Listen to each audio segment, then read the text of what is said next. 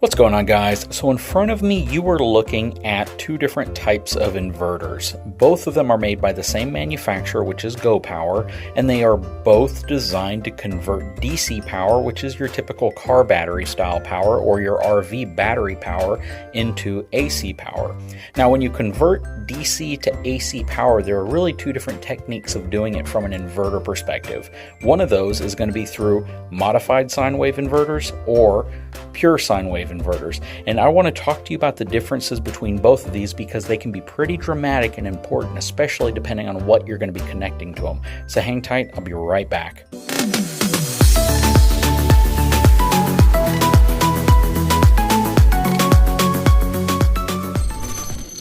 So before we talk about the differences between a modified sine wave inverter and a pure sine wave inverter, let's talk about the utility power that comes into your home, because that's ultimately what both of these are trying to replicate. The voltage that comes to your home from your utility company is provided in a very sine wave form, which means that it has a very smooth flowing voltage change that comes into your home.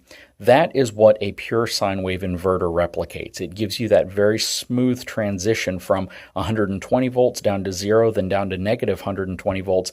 And again, it's a very, very consistent wave format, very similar to what the utility company offers you when you get power from them. A modified sine wave inverter, basically the voltage rises to 120 volts and then drops to zero and then falls to negative 120 volts very abruptly. And that's because this doesn't have the circuitry inside to do it as smoothly as a pure sine wave inverter. And that's one of the reasons why for the same type of wattage you're going to pay a lot more for a pure sine wave inverter than you would pay for a modified sine wave inverter. Now you might ask, why is this so important? Why doesn't a modified sine wave inverter act the same way as a pure sine wave? What really do I need to be concerned about using one versus the other? Well, a lot of the equipment you may use, from phone chargers to, coffee makers to things with variable speed motors, require a clean, consistent transition in voltage to function properly. Otherwise, you can either damage them or you can create noise issues, you can create excessive heat or excessive wear and tear on the components, or you can even burn them out if you don't provide that clean transition. There are some older electronics that seem to work fine on modified sine wave inverters, such as older style tube TVs, maybe some single speed motors, things that might not be as susceptible to damage because of that blocky abrupt change in voltage, but you may incur noise, you may have excessive heat, you may have excessive whining or different types of problems by using a modified sine wave inverter on items that generally work better with a pure sine wave inverter or are looking for that more city utility style power flow to go through them. Now, using a pure sine wave inverter is especially important if you're going to be connecting it to something like a CPAP machine or other medical equipment, because you're going to want the cleanest power you can get with the smoothest transition in voltage anytime you're going to be connected to medical equipment, period. If you use a modified sine wave inverter, again, you can use them for some things. They are definitely going to be a low-cost alternative, and they can provide you the power that you might need for certain applications, but you just want to make sure that anytime you're dealing with sensitive electronics, you're going to want to go with a pure sine wave inverter. It is worth spending the extra money so you don't damage the equipment that you're plugging into it. Anyways, guys, let's get out to the trailer, let's unbox them and show you what they look like out of the box. Okay, so now I have them both unboxed here in front of me. Like I said, this one significantly heavier. This one much lighter. This one, again, is also smaller in overall form factor. You can see that it still provides you a cooling fan, and it gives you two 115 volt AC outlets. This one also gives you two 115 outlets, but it gives it to you on a GFCI plug, so it's going to be looking for a ground fault or anything to trigger it. This is very similar to what you might have in your restroom outlets or your kitchen outlets. In case there's a short, it's going to trip the breaker here first. On off, and this one also has a remote port so you can hardwire in an on-off switch to turn it on and off. So the one I'm going to be installing on the cargo trailer is this one. But the other thing to keep in mind is when I'm plugged into my generator is an inverter generator, and it also provides pure sine wave power. So the key with RVs, even your home from a backup generator perspective, is to get the cleanest possible power to it. Okay, let me show you what I've done. So I've moved the inverter to the front wall on the inside of the trailer.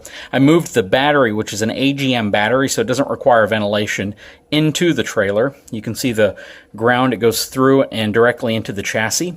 I also have the power and ground lead coming off of the battery going into the inverter as well.